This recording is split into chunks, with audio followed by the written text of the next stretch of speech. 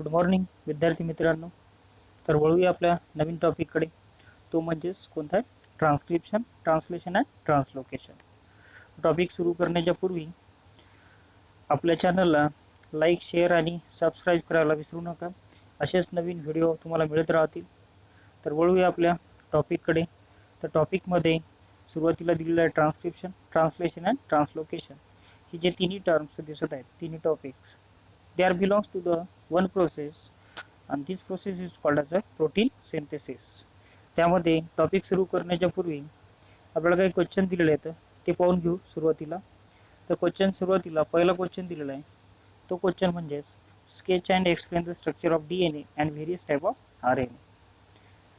DNAचं diagrams आणि structure आपल्याला explain करायचं आहे आणि सोबतच टाईप्स ऑफ RNA वी डायग्रामॅटिक रिप्रेझेंटेशन देऊन आपल्याला एक्सप्लेन करायचं आहे.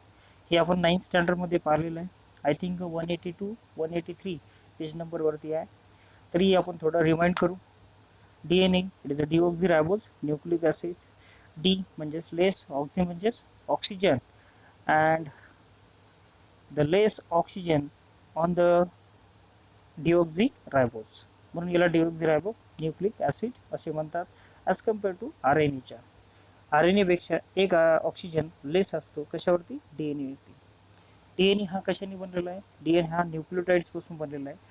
एका न्यूक्लियोटाइडचं जर कंपोजिशन पाहतो म्हटलं तर त्यामध्ये 3 प्रकारचे कंपोनंट्स दिसतात.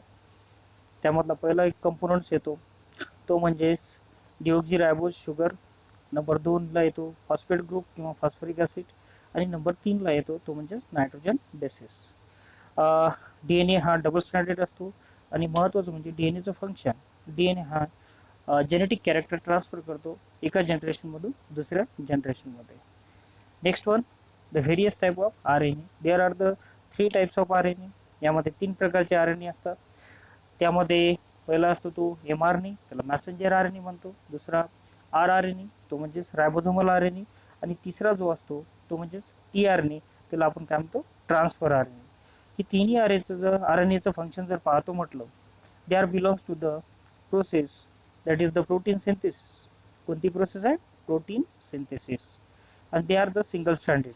They are the single stranded, and they are not involved to the transfer of a genetic material from one generation to another generation. तर नेक्स्ट क्वेश्चन तो म्हणजेच कोणता आहे? Explain the meaning of genetic disorder and give name of a some disorder. आपल्याला explain करायचं आहे किंवा meaning सांगायचं आहे जेनेटिक डिसऑर्डरचा. तर genetic disorder means first one is the chromosomal abnormalities and second one is the suddenly changes occur in a genes. याच प्रोसेसला आपण जेनेटिक डिसऑर्डर असे म्हणतो. मग क्रोमोझोमल ॲबनॉर्मॅलिटी म्हणजेच काय? जो क्रोमोझोमल नंबर असतो, the numerical changes in a chromosome, म्हणजे क्रोमोझोमच्या नंबरमध्ये जर चेंजेस येत असतील तर त्यामार्फतही जेनेटिक डिसऑर्डर घडून येते. मग कसा? तर फॉर एक्झाम्पल नॉर्मल ह्युमन बॉडीमध्ये 46 क्रोमोझोम पाहायला मिळतात आपल्याला. किती क्रोमोझोम? 46. तर या क्रोमोझोम नंबरमध्ये जर चेंजेस घडून येत असतील किंवा ॲडिशन होत असेल किंवा डिलिशन होत असेल तर त्यामध्ये आपण जेनेटिकल डिसऑर्डर असं पाहू शकतो. नेक्स्ट वन तो म्हणजेच जीनमध्ये. मग जीनमध्ये 2 प्रकारचं जेनेटिक डिसऑर्डर पाहायला मिळते. एक म्हणजे मोनोजेनिक आणि दुसरं म्हणजे पॉलिजेनिक. मोनोजेनिक डिसऑर्डर मीन्स की जो सिंगल जीन असतो त्यामध्ये सडनली चेंजेस जर घडून आले तर तो वेगळ्या प्रकारचं फंक्शनिंग परफॉर्म करतो, म्हणजेच वेगळ्या प्रकारचं प्रोटीन वगैरे तयार करेल. तर मग त्यामध्ये चेंजेस घडून आल्यामुळे तिथेही जेनेटिक डिसऑर्डर पाहायला मिळते. मग त्यामधलं एक्झाम्पल जर पाहतो म्हटलं तर सिकल सेल ॲनिमिया आहे, हिमोफिलिया आहे, ही तुम्हाला माहीत आहे. अशा प्रकारचे एक्झाम्पल किंवा जेनेटिक डिसऑर्डर आपल्याला पाहायला मिळतात.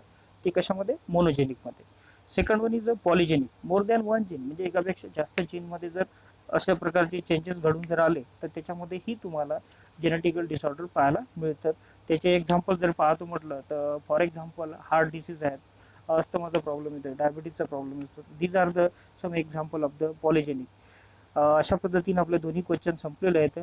तरीही तुम्हाला या क्वेश्चनबद्दल थोडी जास्त माहिती लागत असेल तर तुम्ही 9th स्टँडर्डच्या बुकला रेफर करू शकता. तर वळूया आपल्या महत्त्वाच्या टॉपिककडे. तो म्हणजेच पहिला टॉपिक आहे तो म्हणजेच कोणता आहे? ट्रान्स्क्रिप्शन. तर ट्रान्स्क्रिप्शनमध्ये बघू, इंट्रोडक्शनमध्ये काय सांगितलेलं आहे. With the help of RNA The genes present in the form of a DNA participate in the functioning of a cell and thereby control the structure and functioning of the body. RNAच्या हेल्पने the genes are present on D N A. Gene हे present आहेत D N एवरती आणि तो participate करतो कशासाठी, फंक्शनिंगसाठी of the sale. सेलच्या फंक्शनिंगसाठी म्हणजे सेलला कंट्रोल करणे, सेलला मेंटेन करणे, which type of the protein required by the cell, या सगळ्या गोष्टीचं फंक्शनिंगचं काम कोण करतो, डी एन ए करतो. Okay. Information about the protein synthesis is stored in the DNA and synthesis appropriate protein as per the requirement the necessary for body. की जी information असते एका प्रकारची प्रोटीन सिंथेसाइज करण्याची, तर जशी रिक्वायरमेंट असेल आपल्या बॉडीची त्या प्रकारची रिक्वायरमेंट हे डी एन एकडे ट्रान्सफर केलं जाते आणि डी एन ए त्या रिक्वायरमेंटनुसार त्या प्रकारची इन्फॉर्मेशन इनबिल्ड करतो किंवा into the transfer by the synthesizer one of the type of RNA that is the mRNA. तो mRNA सिंथेसाइज केल्यानंतर तो mRNA एका प्रकारची प्रोटीन तयार करतो. ओके. पण depend on the necessary for the body. Okay. त्याच्यानंतर this protein are synthesize by DNA through the RNA. हेच प्रोटीन सिंथेसाइज केलं जाते कशामार्फत, DNA पासून RNA आणि RNA काय करतो त्या प्रकारचं प्रोटीन सिंथेसाइज करतो. ओके. त्याच्यानंतर this is called a central dogma. This is called central dogma. एक नवीन टर्म चाललेलं आहे इथं, त्याला म्हणतो आपण सेंट्रल डोग्मा. एखादी व्हास्ट प्रोसेस असेल आणि ती व्हास्ट प्रोसेस जर आपल्याला शॉर्टकट मेथडने जर अंडरस्टँड करायची असेल तर आपण त्या गोष्टीची काय करतो, एक सेंट्रल आयडिया घेतो. तसंच प्रोटीन सिंथेसिस एक खूप व्हास्ट प्रोसेस आहे. मग हिला जर अंडरस्टँड करायची असेल तर आपण याच्यामधलं एक शॉर्ट आयडिया किंवा एक सेंट्रल आयडिया म्हणून त्याला नाव दिलेलं आहे सेंट्रल डोग्मा. तर मग आपण थोडंफार समजून घेऊ की सेंट्रल डोग्मा आहे काय. तर सुरुवातीला जस्ट कन्सिडर, मी इथे तुम्हाला डायग्रामॅटिक थोडं समजून सांगतो की हा सपोज एक double standard D N A आहे. मग हा double standard D N A हा काय करतो, एक single standard R N A तयार करतो आणि हा single standard R N A एका प्रकारची प्रोटीन तयार करतो as per the requirement of the body. जशी बॉडीची रिक्वायरमेंट असेल, नेसेसरी असेल त्यानुसार तो काय करतो तसं प्रोटीन सिंथेसाइज करतो. या ज्या प्रोसेसला म्हणतो याला म्हणतात प्रोटीन सिंथेसिस. आणि ही जी आपण थीम पाहिली एक शॉर्टमध्ये थीम, याला म्हणतात सेंट्रल डोग्मा. मग सेंट्रल डोग्मा आहे काय, for example D N A पासून जर आर एन ए तयार होत असेल, फॉर एक्झाम्पल आता या डी एन ए पासून काय तयार होत आहे, एक mRNA तयार होत आहे, बरोबर आहे. तर या प्रोसेसला म्हणतात ट्रान्सक्रिप्शन. काय म्हणतात त्याला, ट्रान्सक्रिप्शन. ओके. नंतर mRNA पासून जर प्रोटीन तयार होत असेल, काय तयार होत असेल, प्रोटीन, तर या प्रोसेसला म्हणतात ट्रान्सलेशन. काय म्हणतात त्याला, ट्रान्सलेशन. ओके. तर या दोन्ही प्रोसेसला आपण म्हणतो सेंट्रल डोग्मा. म्हणजे आपलं प्रोटीन सिंथेसिस का आहे, एक शॉर्टकट मेथड म्हणजे सेंट्रल डोग्मा मार्फत समजून आलं की डी एन ए हा आर एन ए तयार करतो, आर एन ए पासून काय तयार होते, प्रोटीन तयार होते. या प्रोसेसला आपण काय म्हणतो, सेंट्रल डोग्मा. ओके. समोर बघू आता. mRNA is a produced as per the sequence of nucleotide on a DNA. mRNA हा प्रोड्यूस केला जातो कसा, की जो DNA वरती सिक्वेन्स असतो त्या सिक्वेन्सनुसार mRNA हा प्रोड्यूस केला जातो. तो आपण आता पाहणार आहोत. Only one of the two strand of DNA is use in this process. Suppose आता DNA हा डबल स्टँडर्ड आहे, डबल स्टँडर्ड असल्यामुळे तो फक्त एकच स्टँड यूज करतो, तो म्हणजे टेम्पलेट स्टँड यूज करतो for the synthesize a single standard R N A. For example जर डायग्रामॅटिक जर पाहतो म्हटलं तर सपोज हा double standard D N A आहे. हा डबल स्टँडर्ड डी एन ए असल्यानंतर यामधली एकच stand, for example this the template stand are use for the synthesize by the single standard R N A. अशा प्रकारचा तो एक आर एन ए तयार करतो. त्यानंतर the sequence of nucleotide in mRNA being produced is always complementary to the DNA strand used for the synthesis. आता जो DNA हा RNA तयार करतो, जो ही RNA प्रोड्यूस होईल त्या RNA वरती जो ही सिक्वेन्स असेल तो कॉम्प्लिमेंटरी सिक्वेन्स असेल कशाचा, DNAचा. तर फॉर एक्झाम्पल कॉम्प्लिमेंटरी सिक्वेन्स कसा तो ओळखून घ्यायचा म्हटलं तर डायग्रामॅटिक थोडं समजून घेऊ. चला सपोज एक कन्सिडर करा की हा डबल स्टँडर्ड DNA आहे. मग हा डबल स्टँडर्ड DNA असल्यानंतर या DNA वरती सिक्वेन्स असतो, तो तुम्हाला माहितीच आहे की कोडॉनच्या फॉर्ममध्ये. मग सपोज आपण समजू की इथं ॲडेनाईन असेल, इथं थायमिन असेल, इथं गुआनाइन असेल, इथं सायटोसिन असेल. There are the lots of nucleotide are present on the DNA. आपण फक्त कॉम्प्लिमेंटरी सिक्वेन्स समजून घेण्यासाठी बघू. मग हा ॲडेनाइन असला तर मग आता ॲडेनाइन हा काय करेल, याचा कॉम्प्लिमेंटरी कोणता राहणार आहे, तर तुम्ही ॲडेनाइनचा कॉम्प्लिमेंटरी सांगशाल की थायमिन आहे. पण इथं समोरचा जो मॉलिक्यूल आहे हा कोणता आहे, RNA आहे. तर RNA मध्ये तुम्हाला माहिती आहे की RNA मध्ये थायमिन इन्स्टेड ऑफ द युरेसिल, बरोबर आहे. म्हणजेच थायमिनच्या जागी काय असेल तिथं युरेसिल असेल. म्हणजेच तुम्हाला इथं कॉम्प्लिमेंटरी काय दिसेल, युरेसिल. थायमिन जर असला तर इथं तुम्हाला ऑब्व्हियसली तुम्ही सांगसाल इथं काय ॲडेनाइन आहे. गुआनाइन असेल तर सायटोसिन, आणि सायटोसिन असेल तर गुआनाइन. म्हणजेच हे झाला डीएनएचा सिक्वेन्स, आणि या डीएनएचा कॉम्प्लिमेंटरी सिक्वेन्स म्हणजे कोणता आहे, हा RNA वरती. अशा प्रकारचा जो डीएनएचा सिक्वेन्स आहे त्याचा कॉम्प्लिमेंटरी सिक्वेन्स आपल्याला mRNA वरती पाहायला मिळते. Okay. Besides there is a uracil in RNA instead of thymine of DNA. हे तुम्हाला आता सांगितलं मी. This process of RNA synthesis is called as a transcription. जे हे प्रोसेस होत आहे याच प्रोसेसला आपण काय म्हणतो, ट्रान्सक्रिप्शन. अशा पद्धतीनं DNA पासून RNA हा तयार केला जातो. ओके. नेक्स्ट पुढे इथे तुम्हाला डायग्रामॅटिक थोडं दाखवलेलं आहे. या साईडला ट्रान्सक्रिप्शन प्रोसेस. तर या ट्रान्सक्रिप्शन प्रोसेसमध्ये तुम्हाला हे ट्रान्सक्रिप्शन प्रोसेस दिलेलं आहे, बरोबर आहे. डबल स्टँडर्ड DNA इथं RNAचे न्यूक्लियोटाइड दाखवलेले आहे. ते इथं एक एन्झाईम दाखवला, त्याला आपण RNA पॉलिमरेज म्हणतो. या प्रोसेससाठी महत्त्वाचा एन्झाईम्स आहे तो म्हणजेच RNA पॉलिमरेज, कारण तो ही प्रोसेस इनिशिएट करतो. तर थोडं डायग्रामॅटिक रिप्रेझेंटेशनला थोडं कॉन्सन्ट्रेट करून लक्ष देऊन जर ऑब्झर्व केलं तर तुम्हाला लवकरच लक्ष येईल. ओके. तर वळूया आपण नेक्स्ट टॉपिककडे नवीन, तो म्हणजेच the mRNA form in a nucleus come in a cytoplasm. हा mRNA कुठं सिंथेसाइज झाला, न्यूक्लियसमध्ये, आणि तो आता येणार कुठं, सायटोप्लाझममध्ये. सर mRNA हा न्यूक्लियसमध्ये का सिंथेसाइज झाला, तर याचं एक कारण की क्रोमोझोम हे कुठं प्रेझेंट असतात, न्यूक्लियसमध्ये. त्यानंतर क्रोमोझोमवरती प्रेझेंट असतो DNA, आणि DNA वरती असतात जीन. तुम्हाला माहिती आहे सर्व, बरोबर आहे. मग DNA हा काय सिंथेसाइज करतो, एक सिंगल स्टँडर्ड RNA तयार करतो, तो म्हणजेच कोणता, mRNA. आणि यालाच म्हणतो आपण मॅसेंजर RNA. लॅटर ऑन हा mRNA न्यूक्लियसमधून कुठे येणार, तो सायटोप्लाझममध्ये. कारण सायटोप्लाझममध्ये याच्यावरती जेही कोडॉन असतील, mRNA वरती जेही मॅसेज असेल, त्याला डिकोड करण्यासाठी दोन टाईपचे RNA अजून इन्व्हॉल्व होतात. ते म्हणजेच कोणते, rRNA आणि tRNA. ओके. म्हणजेच मग आपला mRNA न्यूक्लियसमधून कुठं आला, तर तो सायटोप्लाझममध्ये. आणि हे जो सायटोप्लाझममध्ये mRNA येतो, तर हा न्यूक्लियसच्या न्यूक्लिअर पोरमधून सायटोप्लाझममध्ये येतो. It brings in the coded message from a DNA. तो काय करतो, एका प्रकारचे कोडेड मॅसेज कोणापासून आणलेला आहे, DNA पासून. तो काय करतो, कॅरी करतो न्यूक्लियस पासून सायटोप्लाझममध्ये. The message contain the code for amino acid. एक कोड एका अमायनो साठी बनलेला असतो.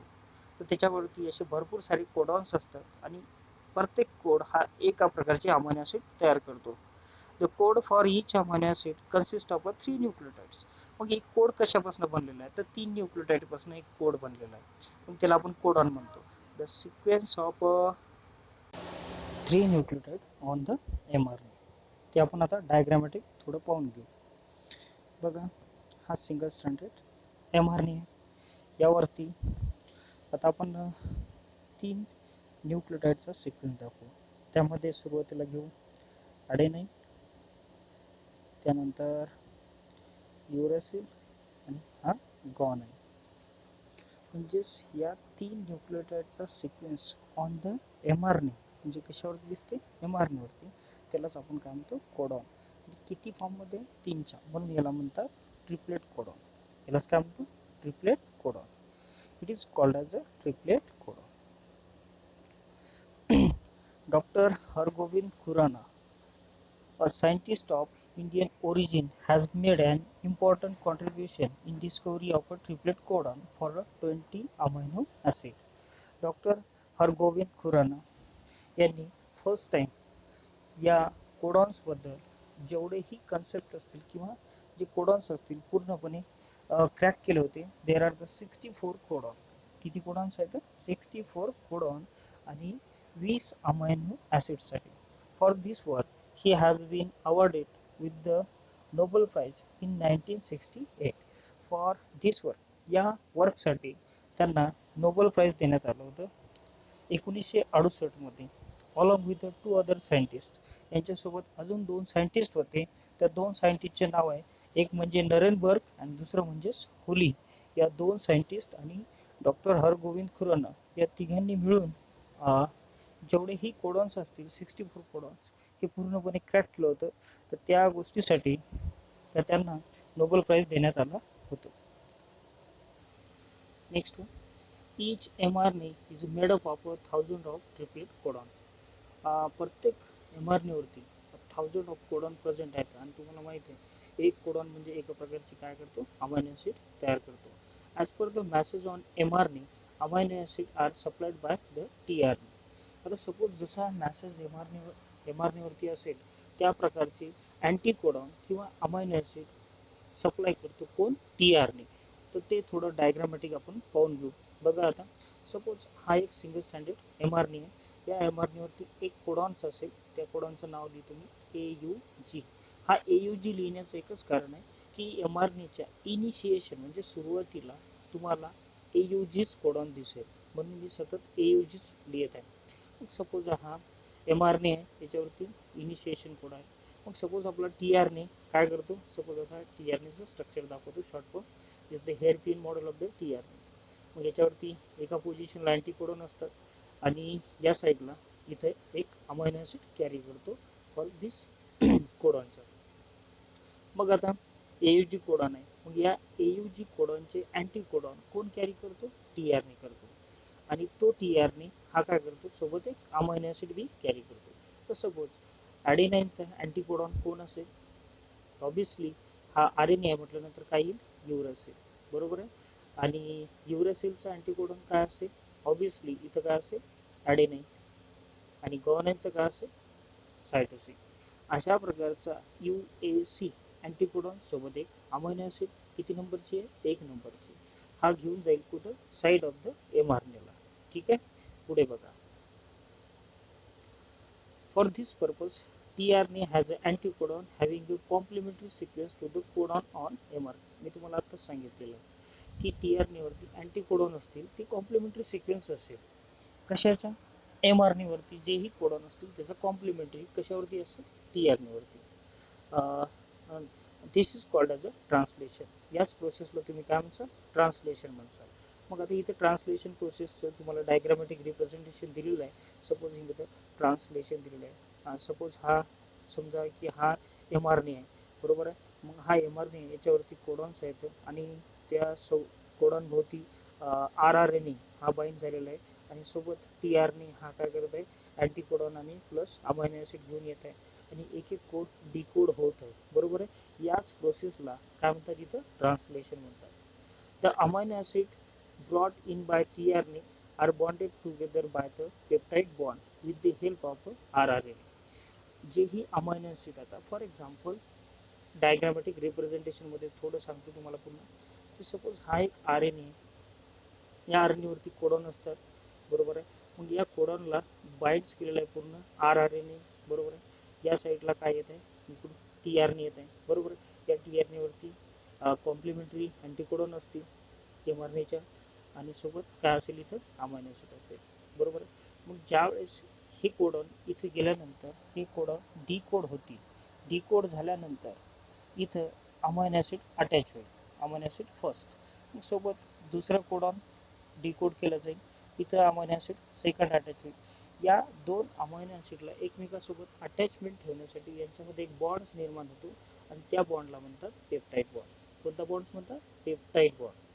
Okay, next.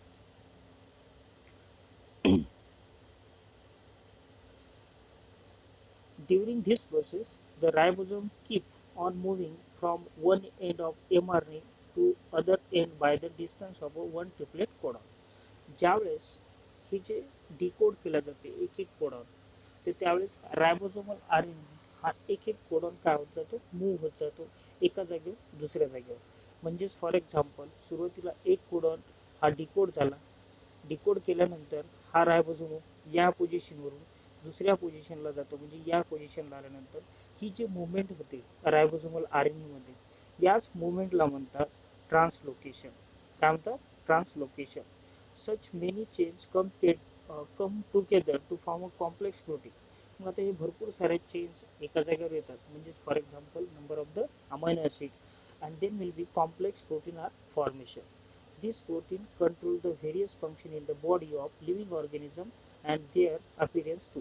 मग हेच प्रोटीन आपल्या बॉडीमधले व्हेरियस फंक्शन, जेही बॉडीमधले फंक्शन असतील, रिक्वायरमेंट असतील, नेसेसरी असेल, त्या सगळ्या गोष्टीसाठी इम्पॉर्टन्स काम कोण करतात? प्रोटीन्स करतात. बरोबर आहे.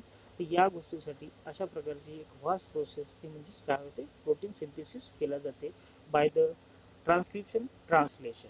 ओके, तोपर्यंत थांबू. धन्यवाद.